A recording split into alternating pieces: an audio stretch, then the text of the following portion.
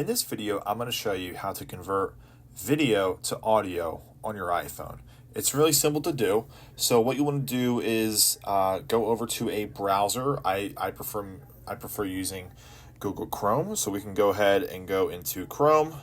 And what you want to do here is actually just go to the page of Google Chrome and type in MP4 to MP3. And you could choose any site that you want. So I'm just going to choose the first one here. This is really good if you want your video but you want an audio copy of it, or if you just want to change it to an audio file. So it's very easy to do. So before you go, make sure you have it set correctly to MP4 to an MP3, a video to an audio. Go ahead and select your file. I'm going to do from my computer and from my photo library because I'm on a phone. So I'm just going to choose a video, and I'm going to go ahead and hit add.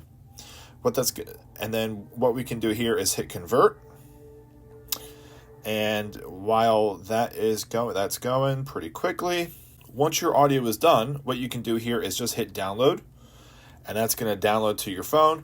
So at the very bottom, you should get a notification, and it'll give you an option of how you will actually want to save your file. So I'm going to choose to save it to my iPhone files.